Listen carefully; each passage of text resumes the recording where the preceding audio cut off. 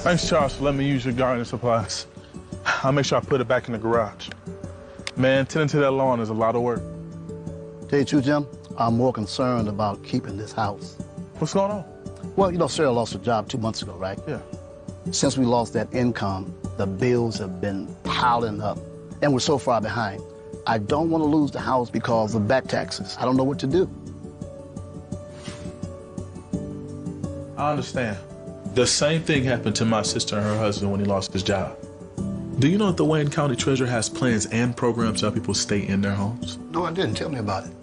Yeah, go to www.treasure.waynecounty.com to see if you qualify. What's that site again?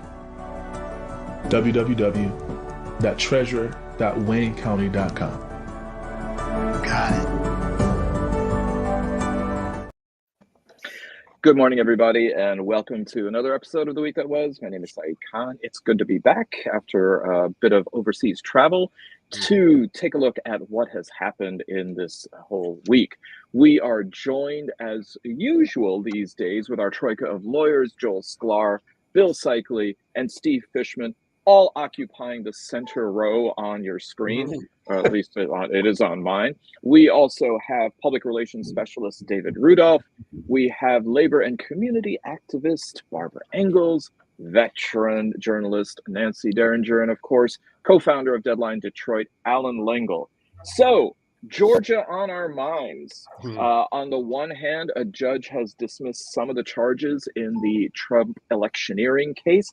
But at the same time, a judge has ruled that DA Fani Willis can stay on the case, provided that she let go the special prosecutor with whom there was an allegation that they had a romantic liaison. What to make of this, and can we move forward full steam ahead? Yeah, Steve. Well, let's take them one at a time. The first thing, the judge did her a favor in dismissing some of those individual counts. We had this discussion when they first brought those charges. All of those counts all are well and cool. It sounds good when you write it in the newspaper. But the truth of the matter is that the RICO conspiracy is really the bulk of the case against these defendants. And the judge very specifically said in his ruling that he's not excluding the evidence. For instance, the phone conversation, which is the most damning thing against Trump. All that evidence is coming in the RICO conspiracy count. The rest of these counts are really just cumulative anyway. And quite honestly, I think he did them a favor. He wasn't trying to do them a favor, but I think he did them a favor by restricting the counts and so that the jury can focus on what's important. With respect to... And it's not unusual either, is it, Steve? I mean, it is not unusual in a massive indictment like this for a judge to clean up the pleadings like this. I agree. And I think it's something that should have been done by the prosecutor's office, quite frankly. And I'm kind of glad that he did it because you really, those of us who try cases, you really want the jurors to focus on the things that are important. And the more crap you throw in there, a lot of times prosecutors think, well, I'll charge 92 counts and maybe I can convict of 3. But in this case here, you really want a guilty verdict for exactly what they did, which was to try to overthrow the election. And I think that focusing on that with the evidence still being admissible, I think is going to make it better for the prosecutor. With respect to Willis, I have to agree. I think it was one of the defense lawyers I just saw in the Washington Post said the judge basically tried to be King Solomon and do the best he could to balance everything. And I think he did a hell of a job, quite frankly. I think it would have been ridiculous to excuse or disqualify the entire office. I don't think that was necessary. I think getting rid of Wade, they can scream and yell all they want about her, but he's gone. You'll have other people who can handle the case. The case is not, they make it sound like it's the most complicated case on the planet, but it's not. And you'll go forward with the case the way it is. And I think that's kind of what we want. The guy made $650,000 already. He ought to be happy with the dough. And we'll move on to get a different prosecutor that'll handle. It's going to be more than one prosecutor doing the case anyway. And I think that both of the judges' decisions were solid. Well, it could have been worse. If he would have disqualified her, then they would have had to move the case, right, to perhaps another county, and whether or not the DA would have taken that. Bill, I know you want to come in, and just to kind of piggyback off what you had said, It's also not unusual to be loved by anyone. It's not unusual to have fun with anyone, which I think is what Fani Willis and Nathan Wade used to say to each other. But go. I can't follow up on that one. If they were singing Tom Jones songs rather than Motown songs, then I really got no use for the two of them. So I have a copy of his opinion that was issued this morning, and I was trying to read it. I confess I only made it to page 16 of the, I don't know, 22 pages. But there are a couple of things that are interesting. One is what the judge decided was that there was not a basis to do this on an actual conflict. He made the decision on the appearance of impropriety. And he really gave the prosecutor a choice. He said, look, you can step back yourself, Ms. Willis. Your office can step back, or the guy you hired, whose name I'm blanking on, can go. So it's up to them which one they choose to do. Clearly, he's going. I don't think that that's a question. The judge was not kind to the prosecutor. He said, with these principles in mind, the court finds that the record made at the evidentiary hearing established the district attorney's prosecution is encumbered by an appearance of impropriety. This appearance is not created by mere status alone, but becomes a specific conduct and impacts more than a mere nebulous public interest. He then goes on to take a shot at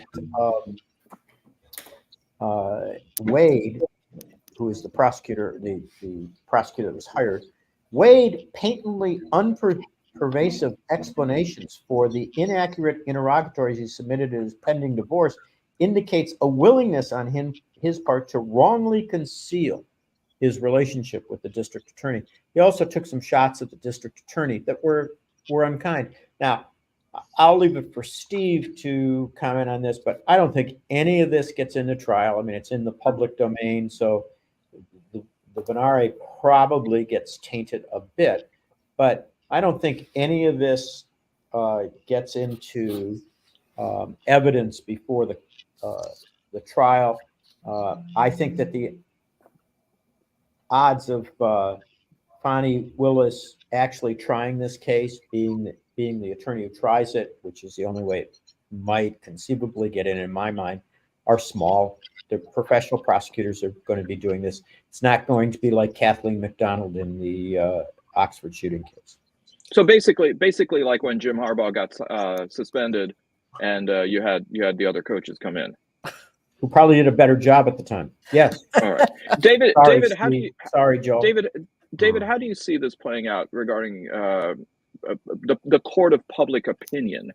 Do you think that this is just too esoteric? Do you think that nobody's really going to care, that all is fair in love and war and crimes of passion, which really weren't crimes, but maybe a civil infraction? So I want to mention something that Steve said in terms of this sort of this cleanup of prosecutorial charges, and something that occurs to me is that this may have been needed, and of course I don't practice in any particular court, only in public opinion, but I think this does drive some thinking for us to think about what really as just the public, what are we holding on to? And I guess the racketeering charges are still there, correct, for all of the defendants. Yes. Do you guys see that? Is that something that helps us now on the outside of this, just looking to focus in on exactly that, because that seems to be the real elephant that needs to be addressed and focused in there, because otherwise, yes, I mean, I've read all of these different charges, and again, they're like, over my head. But I do understand racketeering, and I do understand from that standpoint that I think people really want to know. I am surprised though that, because one aspect of this is, we did hear the president and his the tape recordings of him sort of alluding to just finding the appropriate number of votes. Does that count toward? Is that evidence part of this, or what happened with this, and just what we heard on the sort of retail news side of this? Okay, so the key thing, David, for you guys that are in this business, the key thing is to make sure that people understand that not one piece of evidence has been suppressed. All he did was he kicked out some of these counts. The phone call, for instance, which we've been saying, I certainly have said from the day it came out, is the strongest piece of evidence against Trump in any case. Well, the one with the hiding the documents, they got a lot of pieces of evidence, but the phone call itself, that's evidence. All the things that are evidence are still in the case. They're still going to come out in front of the jury. Bill's concerned that somehow anything having to do with Fani Willis and Wade will come in front of the jury. I can't imagine any judge is going to allow that. It has nothing to do with the charges in the case. So what I would emphasize in you guys' position, the ones dealing with the PR and that kind of thing, nothing has changed other than a couple of little counts being dismissed. All the same evidence is going to go to the jury, and that evidence, particularly the phone conversation with Raffensperger, is overpowering evidence of guilt.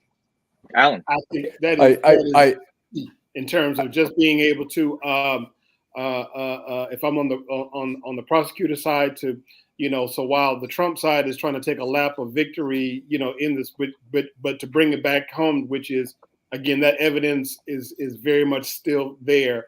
And is very much serious to the additional counts and the additional defendants that are that remain that in the process. I mean it's clear that Fani, or as we want to say in the Yiddish, Fani Willis, is used poor judgment. I think as the lawyers are speaking.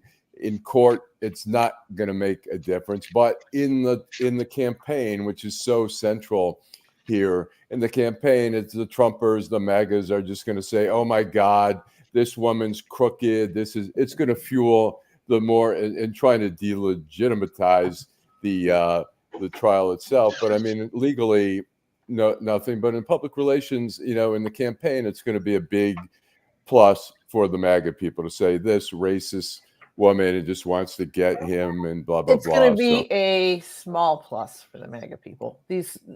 You're not going to change their minds anyhow, are you? Yeah, right. Yeah, you're not changing anybody's mind anyway. It emboldens them. It's televised, but Mike. That's the key. It's the same thing I've been saying from the beginning. This is why Merrick Garland was my schmuck of the week last week. The key is getting these cases to trial. That's the key, particularly the state court cases that are going to be on television. We'll get to Bragg, I suppose, pretty soon. He wants to delay for a month. That's exactly what we don't need. We need a case on TV so everybody, forget the MAGAs, the people that are even in the middle or the Haley people or whatever, so they can see what a fucking asshole the guy is. That's what they need. On television. I'd like to add this. Steve's right. But I think that the piece about this opinion and all this other stuff that goes on, Trump's goal, the MAGA people's goal, is to delegitimize the justice system. Yeah. And just like he delegitimizes elections that he does not win. And that's why I don't like this opinion. I don't like the fact that it gives them some evidence to begin to delegitimize the justice system. Yeah. That said, I think Steve's absolutely right. The best way to make sure that you shore up the justice system is to show it on television, to make sure that people actually can watch the testimony, to make sure that people can read what was said by people who don't have an axe to grind. I don't know if anybody watched on, I think he was on CNN, but one of the guys who works for Trump down at Mar-a-Lago, who's stacking up these boxes, associate number 5. You're blowing the plot. You're providing a spoiler. Spoiler alert. Yes. We're gonna talk about that. We've got video. Should we play it now? I thought I was doing a segue as. No. We're sticking with the Yiddish. We're still talking about Fani and Nathan Schmuck. Come on. I think we've lost Steve again. We've lost Steve. Pattern. Okay. Right. We'll take Bill. We'll take that as a segue to talking about the classified documents case, right. Allan. ever remember seeing those boxes come back to Mar-a-Lago? I don't. I do not. Wait, so boxes of classified documents were loaded onto a plane and never returned to Mar-a-Lago. Where are they now? Trump Tower? Russia? Are they just doing laps on a luggage belt at Newark Airport? Oh, God, was it an Alaska Airlines flight? Oh, no. Oh, that would explain why everyone in the Portland area is suddenly an expert on nuclear submarines. By the way, David, I love your glasses because it shows your eyes as blue as a Fremen from Dune. So just, there you go.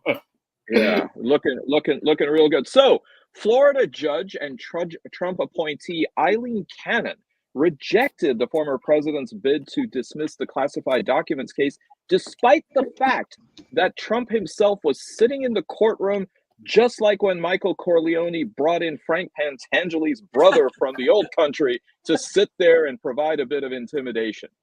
What do we make of this? I think she is so shameful. I mean, she's leaving open the possibility. I was reading something where they were saying she doesn't want to rule on it because it'll give the prosecution a quicker time to go to the 11th Circuit appeal and win and resolve it. She's leaving it open to saying, well, the vague constitutionality question, we'll come back to it later. And just, she's a horrible judge. I mean, she's the worst of the worst, really. Geez, Trump appoints terrible judges. That's got to be a news headline. That's a headline. There you go. You think that she's going to be the post-Melania next wife of Trump? No, not hot enough. Not unless she gets a boob job. You know how he likes big cans on a lady. So it's Nancy. She likes the blondes. And I've only seen her headshot, but I can tell she's better not sign an NDA. Yeah. No, the next Mrs. Trump is more likely to be Alina Habba, but that's what I'm telling you. That's because I thought she got surgery, or they were suggesting she was to look like Melania, but that's got to be a conspiracy. I can't. Yeah. Well, speaking of which, I mean, has anyone seen Melania lately? Yes, she was at the gala for Viktor Orban. There was a lot of snarking on Twitter that it must have been one of her contractually obligated appearances for, and she did not look happy about it. She just she's a cold-hearted woman. Nancy, when was the last time Melania looked happy? Well, exactly. Married to Donald Trump, amongst other things. Well, when she was talking to Justin Trudeau, who's a hottie, and she was, and also she had her high beams on, shall we say? So it was quite something. But yes. So well, actually, Justin Trudeau's on the market because he and his wife have broken up, and she is taken now with an Argentine pediatric surgeon in Ottawa. Argentines are hot too, so she's definitely. I don't know if she's trading up or if she's just doing a lateral move, but she's going to be fine.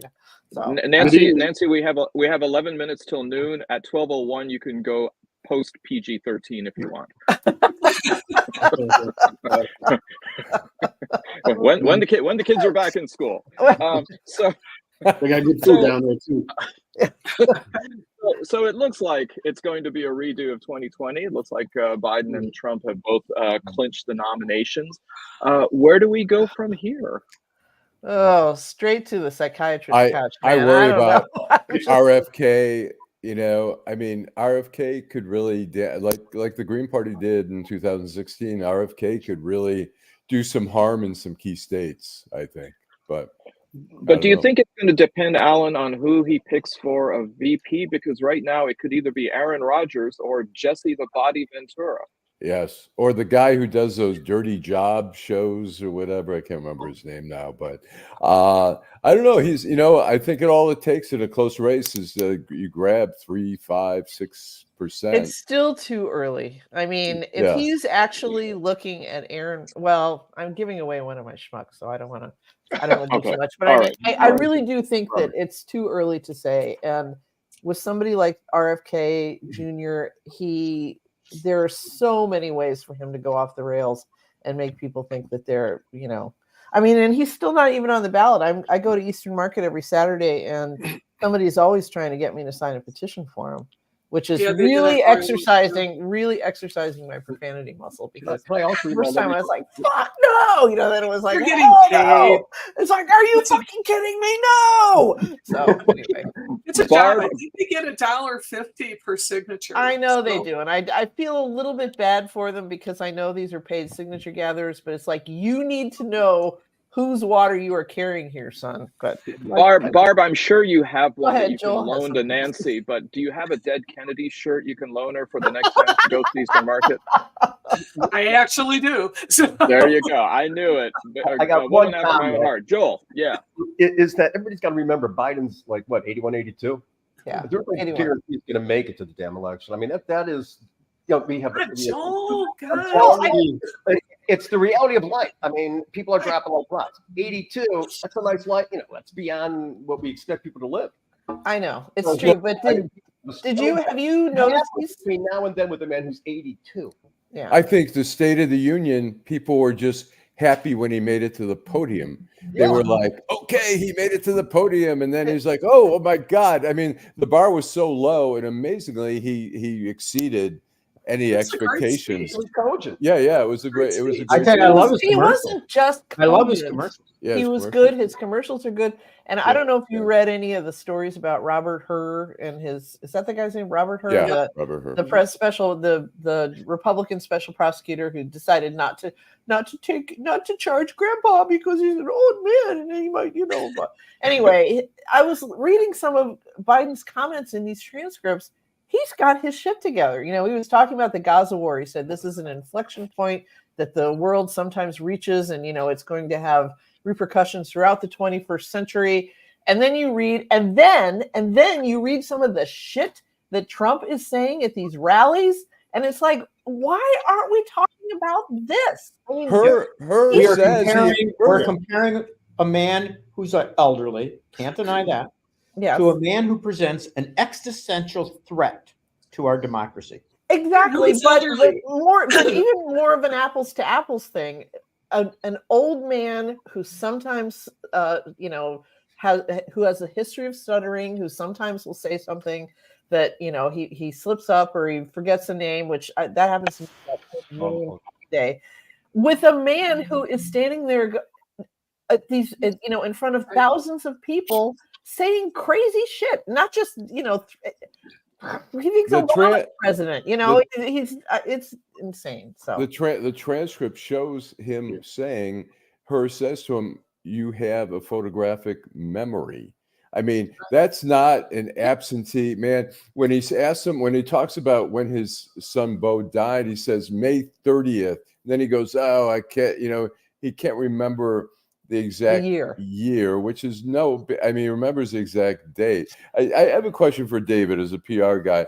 What would your advice be in terms of how do you deal with the old age image of Biden? What would be if you were doing the PR for him? Hey, I like the idea, just it is what it is, but the guy has got a record, a long-standing record. He's a sage old owl. I can live with that, and there's something to be said about that sort of stability. Has been in the game a long time, paired against Trump's sort of erraticness and the things that he says. I know we have departed around the idea. I mean, we've gone through many elections where the idea of being presidential used to mean something, and at least on the Republican side, I mean, it doesn't appear that means anything. But I think to many voters still, there is something about, again, that high road, and to be presidential, and still come up with a sense of. I mean, Biden has always had a sense of being decent in critical moments, and that is not Trump's game. But I think that is something that should also be played into sort of the what brand Biden is all about. Do you think we could take age off the table if he dyed his hair jet black? I just want to say that. If I may, I want to just say, it's interesting. I think that there's a little bit, we're in a little lull just in the moment here, but I'm waiting to see who are going to be the surrogates that, I mean, they all took this sort of, at least on the GOP side, this pledge to support. Who are going to be the surrogates that really start to marshal up and to get into the battleground states like Michigan? Who do you think they're going to be? Because I haven't seen that exactly. I don't know. It'll be Biden. I mean, does he need it? Will be here constantly. Can I just say one thing though? The Trump campaign and his surrogates are starting to use the Ronald Reagan line. Are you better off today than you were 4 years ago? And the cojones that it takes to even put that on the table this week, out of all the weeks in the year, is just mind-boggling to me because, this time 4 years ago, we were all headed for home. We couldn't buy a fucking square of toilet paper. The grocery stores looked like they had been looted by, cereal hogs. I mean, there was so much that was going wrong. And in the early days of the pandemic, obviously, and Trump is butting into every single health briefing. He can't stand it if people are paying attention to anyone other than him. And he's saying crazy shit like, if we could just shine a light into the body or somehow get bleach, we could do something with bleach. He's making cracks about at a time when doctors are being given one mask that has to last them for a week. And he's making cracks about, well, there's PPE is probably, they're probably going out the back door of the hospital. What a steaming pile of crap that guy is. And for them to say, are you better off now than you were 4 years ago? Hell yes. Remember that shot of Fauci going like this during the just couldn't stand it. The scarf woman. The scarf lady was like staring at the floor, It just, I mean, hey, we could use a little bleach. In fairness, Nancy, as a dyed-in-the-wool introvert, I'm like, maybe. Seth Meyers has a great reel of the things that Trump has been saying. Recently or 4 years ago? From recently. I mean, we were talking earlier about, everyone's jumping on Biden, and it's something like 12 clips of him like in the middle of a sentence falling apart. Right. And delaminated. But isn't it all consistent with Trump's distortion of reality, the refusal, the creation of alternative facts? So this, are you better off 4 years ago is obviously people are, I think, better off than they were 4 years ago, obviously. But it's still that distortion of truth, right? That's what Trump is based on, his own reality, his own, construct of reality. And that's what he's doing again. So he's going to say his presidency was genius. Nobody died on his watch. And he's going to lie about shit. Yeah. But those freezer trucks that because they couldn't get all the bodies in the morgue. And this is like the thing that is predictable of Trump is that, again, he's the avoidance of truth and his creation of a world in which he is God and has made wonderful things and not one mistake. And that's going to continue. But I think we're missing the point. I mean, I'd turn it to Joel and David. Why is it working?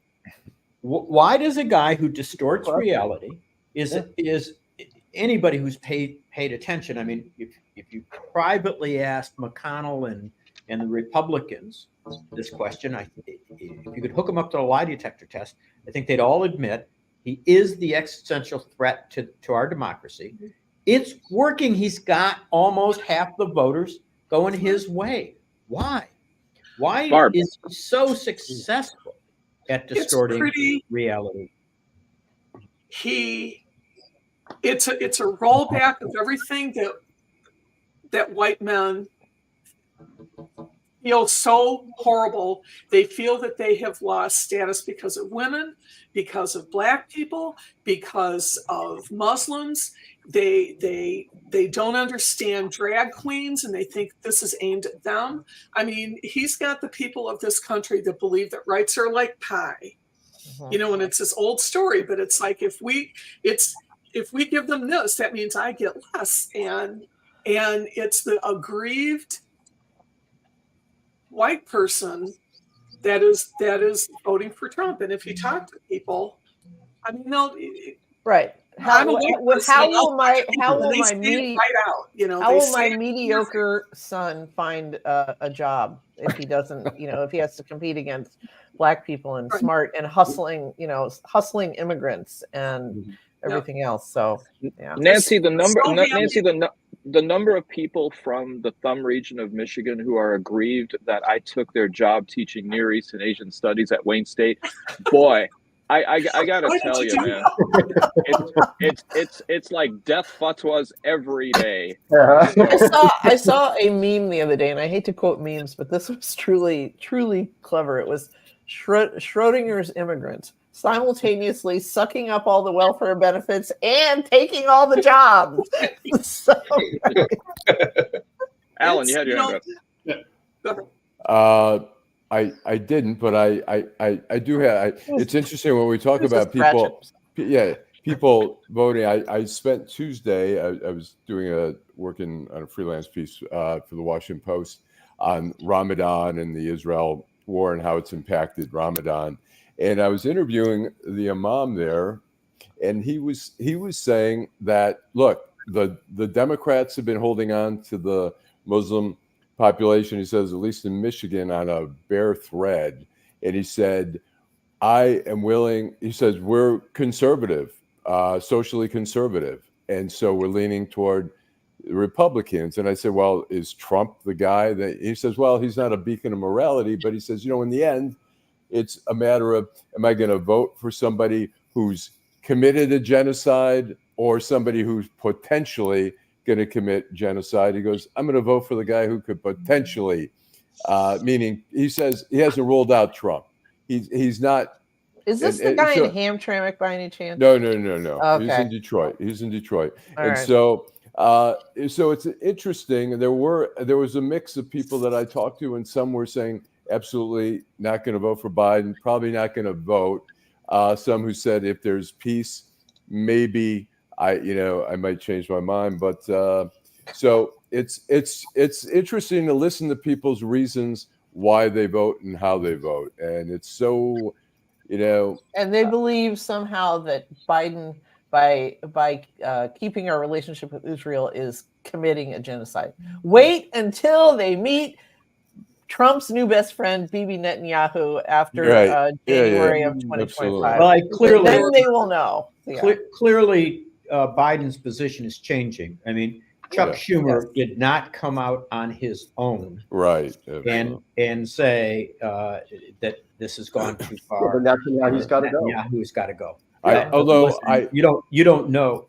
Go ahead, Alan. I'm sorry. I was going to say, I think we all agree Netanyahu's got to go. I don't think there's any Netanyahu fans here, and we all agree there should be an election sooner or later. I was a little concerned I'd rather see Chuck Schumer say that more on just on a little bit more of a casual basis and say we need to do this instead of making an official declaration. But let me tell you. Only because let me tell you the problem with that. Let me finish. No, hold on. All right.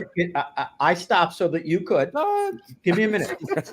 The problem with that position, Alan, is that kind of position gets Trump elected because it takes the Muslims, it takes the young people, and puts them in the non-voting camp. We can't allow that anymore. We can't be casual about this. You can't. Here's my feeling. Even you don't argue the point. I don't argue the point. To be casual about it, to continue to provide the funds, continue to provide the arms, is not going to get Biden elected. Bill, I'm not saying that.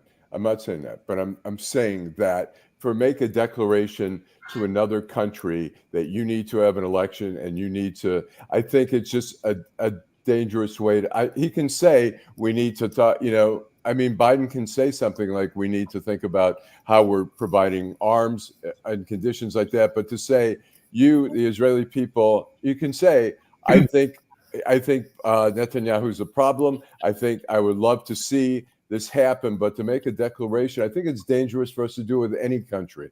That's all I'm saying. Would it have been dangerous to do? Was it dangerous to do in South Africa during apartheid? No. Yeah, got a point. Well, yeah. There comes a point. Hold on. I'm going to hold you to what you said. There does come a point where you've got to do it. There comes a point where, from a moral point of view, you can't say this is acceptable. Look, I don't think, just to be clear, because I get called some names from time to time by folks. I think the Jewish people are better than this. I think the Israeli people are better than this. I think that this is a problem with Netanyahu and the extreme right. I agree with that. Wait. The failure to stand up to them creates a moral crisis in this country. I'm not saying they can't stand up to them. I'm just saying I'm just saying, in terms of, the effectiveness of us, there's a way. I mean, look, Biden's been very clear about it. Chuck Schumer can go out and say, I think, Netanyahu's bad for Israel and stuff like that. I just, to make this statement on the floor of the Senate, I just think, I don't know. I just think it's not the best way to do it. I don't know. I don't disagree with arms is. You think continuing to provide arms? I mean, I want to go back to Nancy's position. Yeah. I don't think it's a great leap for people to come to the conclusion we are now involved in this genocide. We're the ones providing the arms that allow them to do this. And just, Allan, just like you said a minute ago, it wasn't wrong when people when it was South Africa said, we can't endorse this. This government must go. If it's going to continue to do this, this government must go. Allan, I actually thought that Schumer's stance, given America's relations with democracy and elections in places like Iran in '53 and Guatemala in '54 and Chile in '73, was kind of mild. So, but there are issues going on in Congress as far as who wants to stay in Congress. I just want to say, I'm not against any. I mean, I agree with a lot of stuff. I mean, Netanyahu's got to go. I mean, he's an impediment. He has been an impediment to peace. I mean, even in '93, when Rabin was assassinated, Rabin's wife said, 95. I'm sorry. Netanyahu. Sorry, I'm like Joe Biden. I can't remember dates. You know what you should do, Allan? The best way to remember what happens in Israel is to peg it to an album released by a band here. Yes, that's why we have. I'll call you guys. Yeah. So 95 was Oasis. What's the story? Morning Glory. I mean, Rabin's wife said about Netanyahu and said, look, you have blood on your hands. He has been, anti-peace, making peace with the Palestinians forever. I mean, that's been his thing, and he does need to go. I'm just saying, we'll see. We'll see if that's the best method to do it. But I agree that they should be speaking out, and Biden has been, I think, very vocal about it. I mean, there's no question about it. It's a matter of, we'll see. We'll see. Okay, so we move on now. Okay, Bill. I see you shaking your head. It looks You'll like see me continue to shake the head as long as we're providing the ammunition and the weapons for them to do this in Gaza. It is outrageous. It's morally unsupportable. It's not the fault of the Israeli people. It is the fault of the right-wing government. You're asking for the impossible. That's right. Okay, I'm asking for the impossible. I'm asking for it to stop.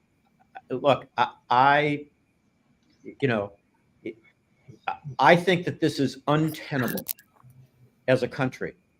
And if anybody thinks Trump's the answer, because that's the conclusion when we say, well, we're not going to do anything about it now, and geez, we're going to wring our hands and we don't want to offend anybody, that's going to get Biden out of office and Trump into office, folks. Yeah, exactly. So as of today, or actually I think coming up in a couple of days, we're going to have one fewer GOP member of Congress. It looks like Colorado Representative Ken Buck has said, that's enough, folks. I can't deal with this anymore, and I certainly can't go ahead and be a shill for Trump on the campaign trail or otherwise. Do you see that more people like Buck are going to leave? I mean, it seems like there's already a few people who are announcing their retirements. That's the question. I think those that want to govern are frustrated, and they're going to because no work is being done in Congress. It's all walking around making speeches on your stupid bullshit, social media. It's the Lauren Boebert, Marjorie Taylor Greenization of the House of Representatives is complete. Yeah, so. It's not really a Congress. It's not a governing body anymore with the Republican. There's no purpose. There's no one offer. There's nothing moves. Well, I mean, I guess given the fact that she's from the same state, do you think that Lauren Boebert will give Buck a hand in moving out? Hey! You do that. Let me think of a movie. Okay. All right. He's got a rim well, yes, but he's asked that she put gloves on. Not necessary. Okay, go ahead. All I know is my campaign this year is to make Beetlejuice the safe word for the entire country. Here in Michigan, it looks like we have an endorsement given for one of the Republican aspirants for Senate. Trump has announced that he is endorsing former Congressman and former FBI agent Mike Rogers. I didn't really think that he was going to go ahead and give an endorsement to Pete Meyer. But do you think that this is going to rally MAGA around Mike? I think it'll help him in the primary. Look, Mike Rogers doesn't care for Trump, and it's pretty clear. He doesn't care for him, but he knows the only path to getting through the primary is to endorse him. Trump is for the primary, yes. In the general, it hurts. It hurts to get an endorsement from Trump in this state, I think. Okay. It's wonderful that no matter what, the Republican clown show in Michigan does not slow down or stop. And I think that Mike Rogers can get it, but I think that party is just in such disarray that I'm just hoping that my girlfriend Christina will come out and just be a spoiler and continue. But and Mike Rogers is no prize, for Pete's sake. I mean, yeah. Saeed, you want to answer that question? I think that the answer is Saeed. It wasn't in a previous life. It's today. Layla, you're too kind. Thank you. I'm actually not one for stand-up because that means I have to be proactive. I feed off the energy and oxygen of those who are in my company. So as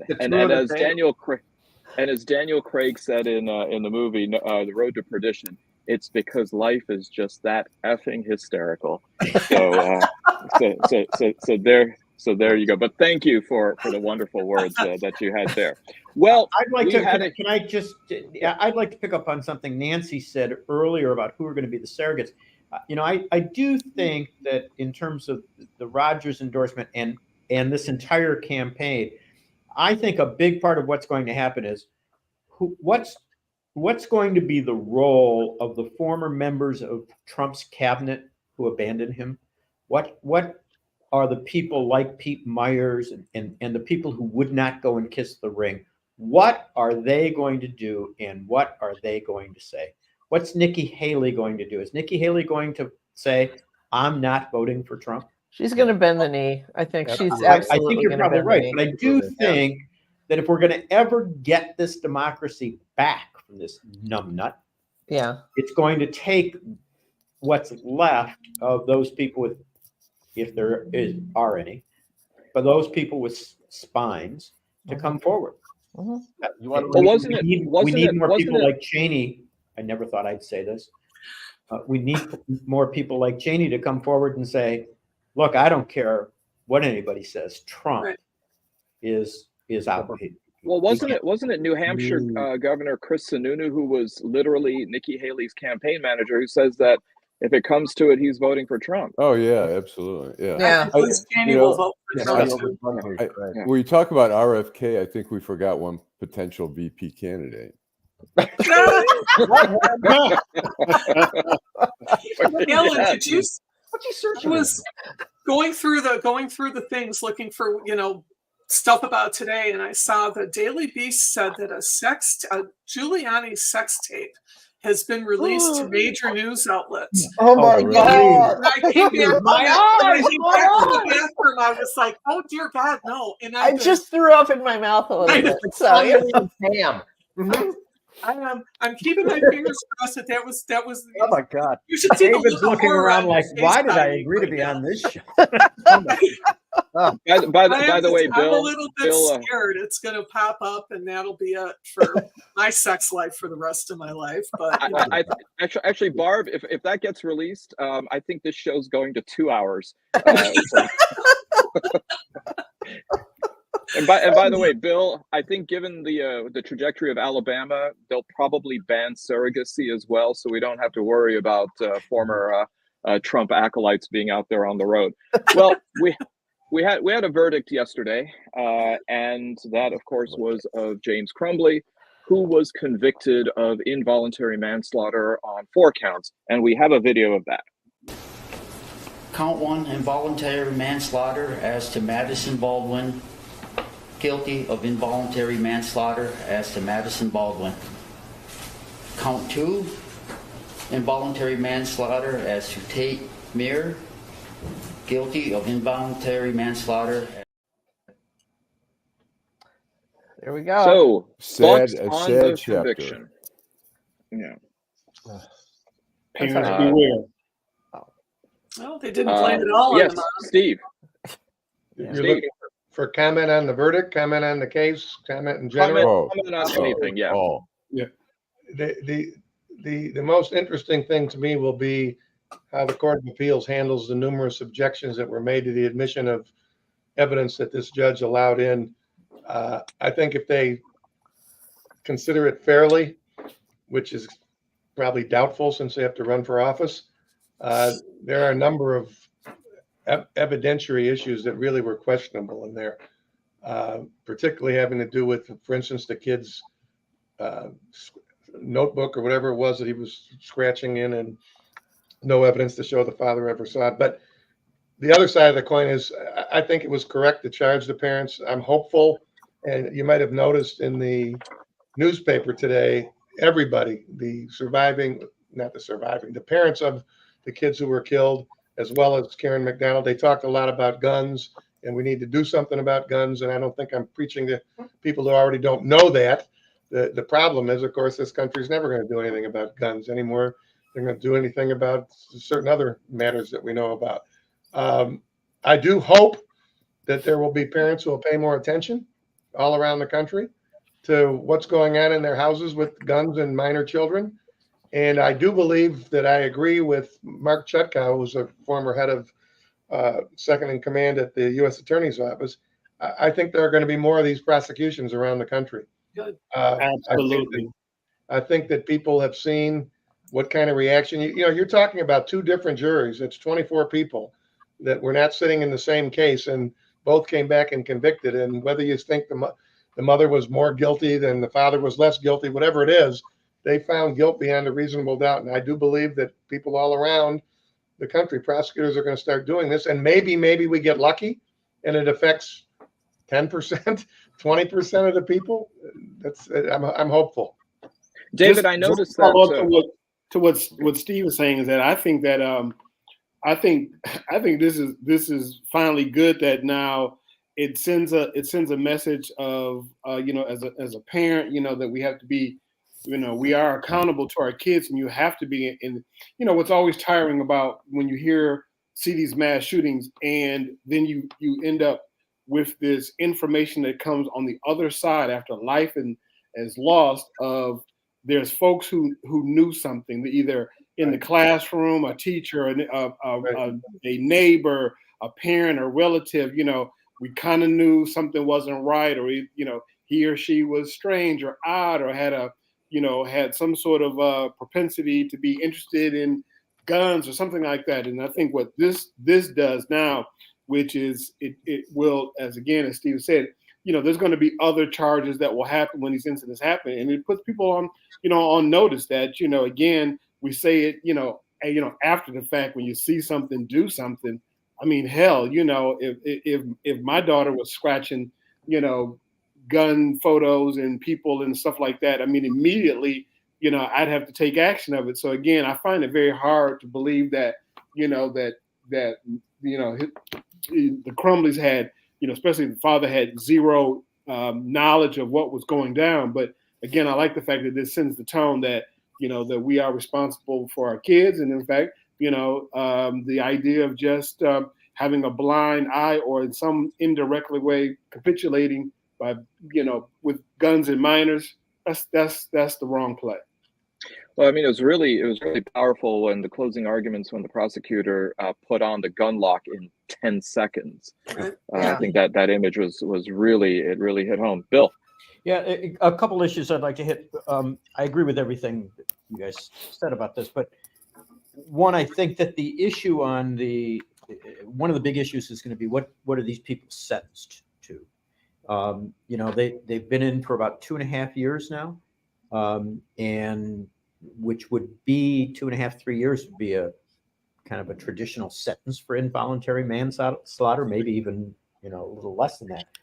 If they get sentenced to time served and they're released relatively quickly, there might not even be an appeal. Wow! So that's one issue. I think it's going to be I'm not sure this judge is going to be in any way kind to these people. No. Well, they may not be. What kind of sentence are you saying? They've already served over 2 years. 2.5 years. 2.5 years. What do you think they'll get? How much more? Yeah, I defer to Steve and Joel on this, but I don't know. Joel, Steve, what do you think they'd get? I think, Bill, that what you just said is accurate. I think in an ordinary circumstance, in an ordinary case, 3 to 15 would be a fairly solid sentence, and particularly when somebody is sat in a county jail. I've said this to you guys before. There's a big difference between sitting in a county jail. You saw the Mrs. Crumbley, what she looked like, just sitting there, and being in an institution where you can exercise, you can communicate with other people. It's a complete. The 2 years in that county jail is plenty. Having said that, I wouldn't trust this particular judge to do anything less than who knows what. If she gave him 10, I wouldn't be surprised. Steve's not going to appear in front of this judge anytime soon after that. I don't go to Oakland County, but it wouldn't matter. I'd tell her to her face if she was on this thing. I don't give a shit. But the other issue I want to touch upon, other than that issue, which I think is important, is what I got out of this trial. And for full disclosure, I represented some former school board members, so I've seen virtually every piece of evidence from the trial. Is we've got to do something in this state, and this is to David's comment about governmental immunity and the qualified immunity that these individuals get. Anybody who believed that this counselor could look at this paper and say, oh, I didn't think he really presented any threat to anybody, but he called these people in, is smoking something better than anything I've ever been involved in. It's just ridiculous, and the attorneys involved, Ben Johnson and Wolf Mueller and these other guys, I think are pursuing this on appeal and should be successful. But we need, on a statutory level, to do something about qualified immunity. The teachers who know that kids are being abused, teachers who know that other teachers are sleeping with students, those kinds of things, these school districts are protected time after time after time. And unfortunately, Steve has jumped off again. As Steve has said many, many times, and he's right, when you impact the pocketbook of these people, that's when change will occur. When a teacher has a threat of going to jail because he knows that another teacher's sleeping with a student and they aren't doing anything about it, aren't coming forward, that's when those people will start to get reported. But it also means that a lot of people won't take those jobs. If the standard is that, if it's just ordinary negligence is the standard, you may have people not taking those jobs, and good people are not taking those jobs because of fear of liability, which is why there is qualified immunity, right? That's but you could make it gross negligence. Right. And it would be acceptable. It's not. I mean, it's not. Isn't that your theory? Isn't the theory that they were grossly negligent? Right? No, unfortunately, the qualified immunity, that this qualified immunity standard in these cases require that you show something that is more than gross negligence. You have to show deliberate indifference. Right. And you would not believe the cases that judges dismiss every day. Kids tied up on chairs for 12 hours And oh, that's not deliberate indifference. I don't know what deliberate indifference is if that's not deliberate indifference. You ought to make it at least gross negligence. And you know what? I'm not sure I want people taking these jobs who aren't willing to say that kid's being abused. Yeah. If you're not willing to come forward to protect kids, I'm not sure I want you in the classroom. You know, it's hard for people to tell on other people to begin with. I'm just saying that it's going to discourage some people from taking these governmental jobs because there's so much responsibility that's involved. And qualified immunity is supposed to protect the state actor, you know, in their discretionary acts a little bit. I understand the purpose of it, you know. But what's happening is that people don't want to be teachers anymore. You know, people don't want to work. And it's not just the terrible doe, although the terrible doe has got a lot to do with it. But people don't want to put themselves in that position anymore. And if you talk to anybody that's been a teacher in the last 10 years, their stories are, it's especially like on the grade school level, their stories are horrible. It's horrible. You know, and no one does anything. You know, if a kid in grade school just says, you know, the class is acting up and a kid goes, oh, I've got a knife. They take that kid and they sweep him away. And then that's it. You don't hear anything else. You know, they just, a couple days later, the kid is back.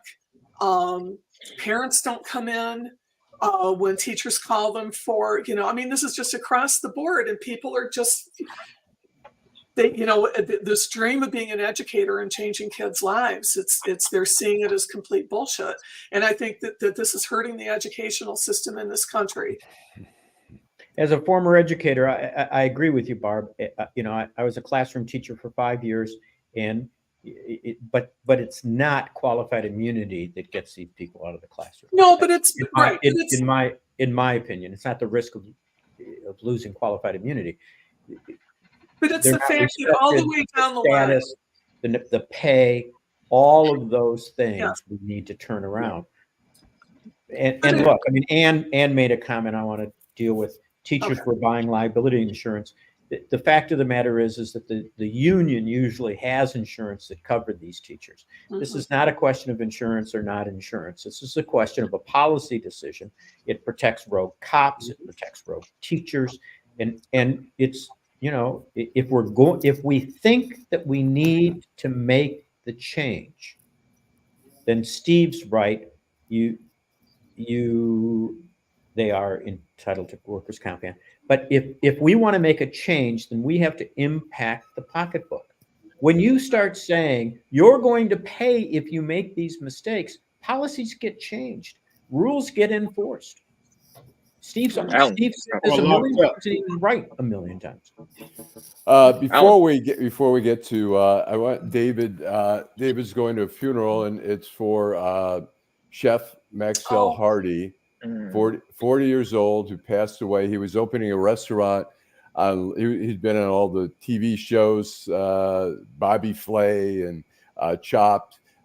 He was opening a restaurant, a seafood restaurant on Livernois, trying to get it open in time for the NFL draft. You want to say a quick word about? Yeah. This has been a very horrific 9 days, 8 days, 9 days for us. I mean, Chef Maxcel Hardy was one of our clients. He was a friend, and we lost him last week. And so it has been rough. It's been a shock, you know, to all of us who worked or knew him, this community, the restaurant community as well has been affected by this. He's done so much, you know, in so many places, and he had a national profile. I mean, he was, you know, the New York Times had wrote and said that he was one of the top 16 Black chefs that was really impacting food in America, and that's true. You know, he found ways to bend flavors, you know, bringing sort of his French style, French, you know, trained education, along with, you know, his background in Caribbean culture as well. You know, so he definitely will be missed. And so, yeah, today is the wake, and tomorrow is a funeral, and so this is sort of starts the week of just, you know, saying, you know, celebration of life, but you know, we've definitely been grieving about his loss. Absolutely. And 40 years old. 40 years old. Yeah. Yeah. I'm really sorry, David. Yeah. That's really a reminder how quickly life vanishes. Life is precious. And, you know, and it's another thing for us not to, we need to make sure, you know, take on the kind of stress that it is when, you know, when you're an entrepreneur, there's something to be said that you're wearing a whole lot of hats, and you know, you can grace the pages of the media, and so much is going you know, behind that. And then, you know, the guy was tirelessly, you know, if he wasn't cooking and if he wasn't giving back, if he wasn't teaching, you know, in other culinary programs, you know, he barely slept well. So I can just say that he was always on the move. And at some point we see people, we see professionals doing things, but there's a cost. Yep. Right. Absolutely true. Yeah. Thanks, David. Okay. Commercial break.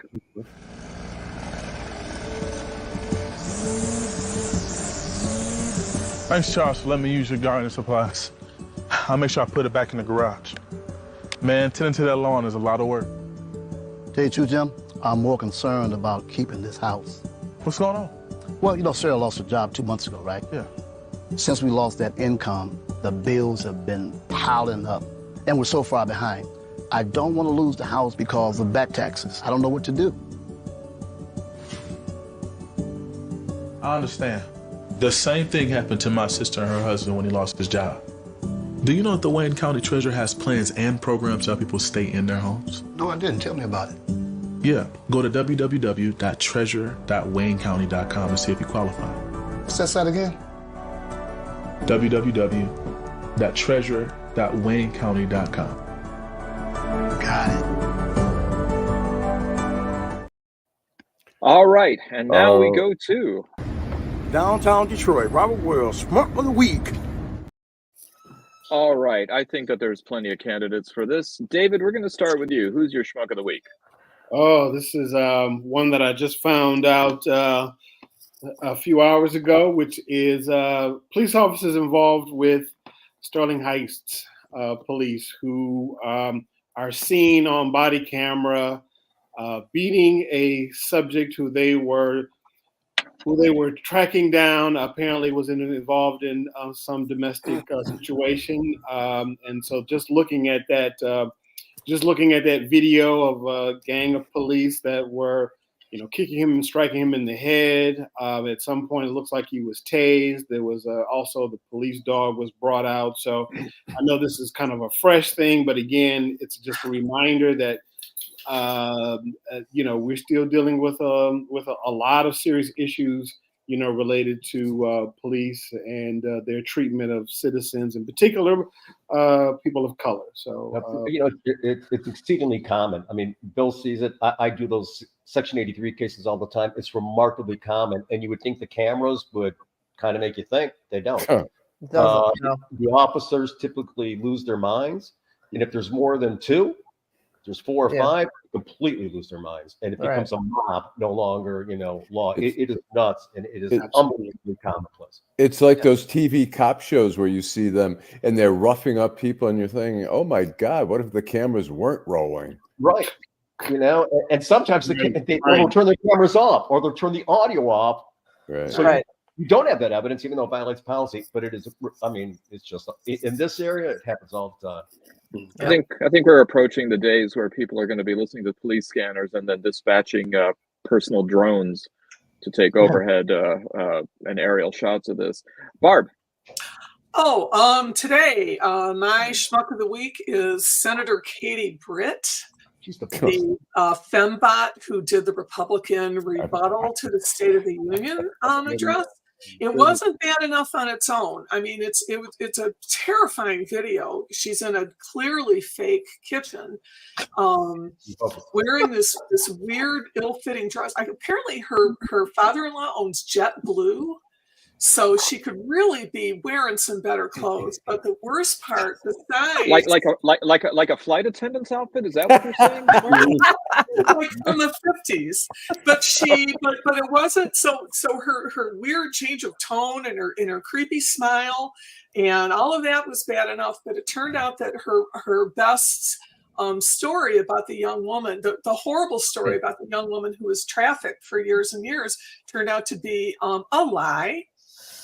A Republican lie, as usual, where the woman came out that she was talking about and said this happened 15 years ago under George Bush. It happened in Mexico. It was not a drug cartel. None of that part was true. And again, looking this up, I saw Geraldo Rivera say, well, that doesn't matter. What's important is that immigrants are just ruining the country. So look it up. I resent this because it made the best Saturday Night Live opening in a long time. Scarlett Johansson was great, but details. Katie Britt and everyone that enabled her, the entire Republican Party, they are my schmucks. Okay. Well, that's saying a lot, Barb. I mean, given some of the other just fantastic rebuttals, Sarah Huckabee Sanders, Marco Rubio, and the bottled water. Bobby Jindal, yes. Bobby Jindal, yeah. I mean, what a pantheon. The talent scouts, they're really they could use some help from David, I think. So very good. Yeah. Joel. Okay, Joel. I got Elon Musk. I read about it. I didn't listen to his interview or Don Lemon's interview with him, and then he fired Don Lemon and he removed the show. This guy is like mercurial as hell. And the danger of him, he's got space rockets. He can put theoretically weapons in the world. I don't like the fact that he's privatizing things that typically NASA would do or government would do because the guy's fucking nuts. And he thinks he's the smartest man in the world because he has the most money in the world, and that doesn't equate. So and he's like, why do I have to answer this question? Right. I don't have to answer this question. It's my fucking platform. But that's the type of human being that fucks up the world. He has way too much power for a very strange man, and it's just and I think, Joel, the reason that he didn't like the interview was a question about ketamine consumption. It was just that very bizarre. I mean, ketamine is a party drug, obviously, and there's a lot of people who use it. But I mean, he uses a lot of party drugs, and if you're an investor in his company, which I recently learned I unfortunately am, because I turned that stuff over to my guy. That's alarming. So, well, I think the other thing was that Elon has been known to freebase Ozempic, so that could be problematic too. You know, don't have a lighter and a spoon around him with that. I want to ask David to comment about the Ozempic commercial that says, "I never knew such a little prick could be so powerful."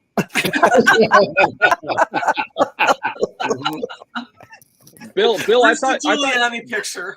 Bill, I thought you were paying attention to the Stormy Daniels case.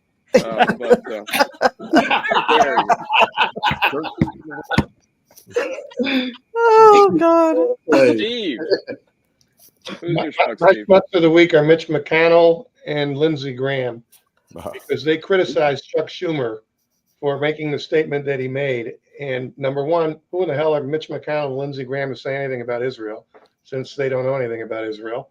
And number two, what Schumer said, I listened to this long debate between Bill and Allan. I don't care what you want to call it. What he said was, it's not like here where we have elections every 4 years. Israel, you can call elections if a certain percentage of the Knesset decides they want an election. And what he was basically saying, and he's 100% right what he said, until Bibi is gone, this is never going to end. I've said this for on and on and on. As I told you guys last week, my Israeli sister and I had this conversation. Most secular people in Israel believe that. It'll never end, because then he's going to have to answer for how was that border as exposed as it was when he's so busy fucking over people in the West Bank. So for these guys to criticize Schumer for telling the truth, they're my schmucks of the week. Good. All right. Nancy. Well, we didn't get to Mitch Albom and the 9 people that are extracted from from Haiti because of you. But I'm kind of waiting on a little more information about that. Perhaps I have a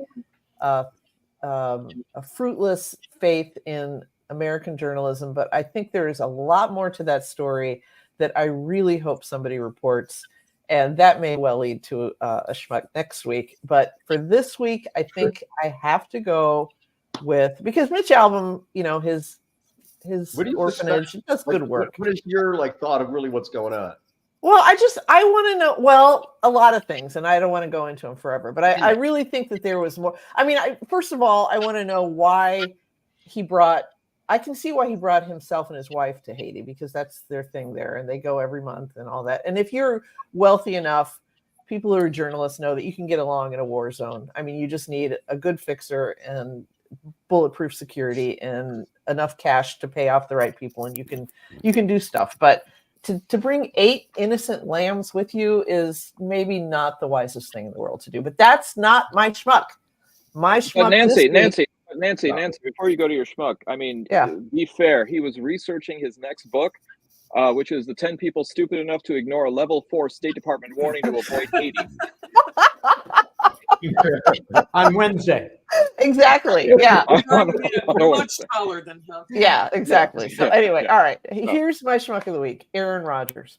I knew that Aaron Rodgers was a piece of shit vaccine skeptic. Not even a skeptic. He's a vaccine refuser. But I did not know until this week that he is also a Sandy Hook truther. Yeah. And I reserve, no matter what Mitch Albom did, you cannot get lower than somebody who believes that the Sandy Hook massacre of little first graders and their teachers in Connecticut some years ago was a put-up job, and that everyone is an actor. That he takes his place with Alex Jones in the lowest level of hell, of schmuckitude, of ignorance. And I can't say it better than some lawyer on Twitter who said, God gave you a lot of talents, Aaron Rodgers, but he did not give you critical thinking. Be happy that you are a dumb jock and keep your mouth shut about this stuff. So that's my schmuck, Aaron Rodgers. Yep. All right. Bill. Yeah, I've got a couple, and I'm gonna give real quickly. I would have done Corey Mills, Nancy, who was a Republican congressman from Florida who got Mitch Albom out. Yeah. Because I've never seen a greater demonstration of white privilege. We can't we can't fund Ukraine. We can't do anything else to get the government moving, but we can send a helicopter over. Well, that was one of the things I wanted to talk about, because yesterday, Mitch, all right, go ahead. We're way over time, so okay. But quickly, mine is a little more local for a change. It's Macomb County Prosecutor Pete Lucidio, who I mean, you want to talk about some craziness. If you saw Ross Jones' story on him, he had 2 cops in Warren, as David talked about earlier, who rogue cops pulled a guy out of a truck and beat him senseless, tasered him in the rain, did all kinds of things. At least they were charged and fired, but the prosecutor's office managed to make sure that nobody found out. It happened 8 months ago, and the prosecutor's office kept it under wraps. If you haven't seen it, I really recommend it. Ross Jones did a great job, as he at least often does, in doing a story on that. And he confronted Lucidio. He was tough on him, and he kept on saying, "Oh no, we sent this out. We were transparent." And Ross was able to prove that he never sent it out. It never happened. He tried to blame the Macomb County's IT department, and Mark Happel shot that down. He truly is a schmuck. He should not be reelected, by the way. He will. All right. Allan. I was going to go with Aaron Rodgers, but I'm going to go with Judge Eileen Cannon, who I feel is doing everything to sabotage the case, or at least make sure that it doesn't go before the election. And I think that is such a disgraceful. She's a disgraceful judge. I mean, just because Trump appointed you doesn't mean you have to be You don't have to be a part of a surrogate lawyer for him on this case. So. You're not his advocate, you know? Right. Yeah. Yeah. All right. Well, I had a few different ones, but I'm just going to, in the interest of time, go with one. My schmucks of the week are guests at the Johnson County, Kansas GOP fundraiser, where attendees paid $100 for entry, and many of them decided to go ahead and practice their roundhouse kick and beating the president in effigy. A dummy was set up with a Joe Biden mask and a "Let's Go Brandon" shirt. Some of the notable guests of honor at this function were none other than the Motor City Madman Ted Nugent and former Kansas Attorney General Phil Klein. Apparently, the Kansas GOP has now said, well, actually, it was all because of the poor judgment of an outside exhibitor. So, yes, the schmuckitude just doesn't end with the GOP. Deplorable. Hillary was right about everything. So. Yeah. I was gonna, Alan. I was gonna do New Jersey Senator Bob Menendez. Oh my God! Based on the fact that with his bribery and fraud charges, a good amount of the donations to his legal defense fund are coming from the once designated terrorist organization MEK, Mujahideen-e-Khalq, an Iranian organization. And the only reason I was going to mention that was because one of their biggest patrons and supporters was none other than Rudy Giuliani. But since you've already shown Rudy a few times, yes, you never show him enough. It was literally only to get that picture on, right? And somehow the other, I succeeded as well. He gets the Yiddish word "ganef." Have you heard ganef? It's thief. I learned so much on this. Ganef means, I used to fly ganef back in the day. I think in the 1970s. But anyway, well, listen. Thank you all for being on the show. Thank you for those tuning in, and thank you for also your observations and your comments. Thank you, David Rudolph. Thank you, Joel Sklar. Thank you, Bill Seikaly. Thank you, Barb Ingalls. Thank you, Nancy Derringer. Thank you, Steve Fishman in absentia. Wherever and thank you, and with the last word, Allan Lengel. Drive home safely.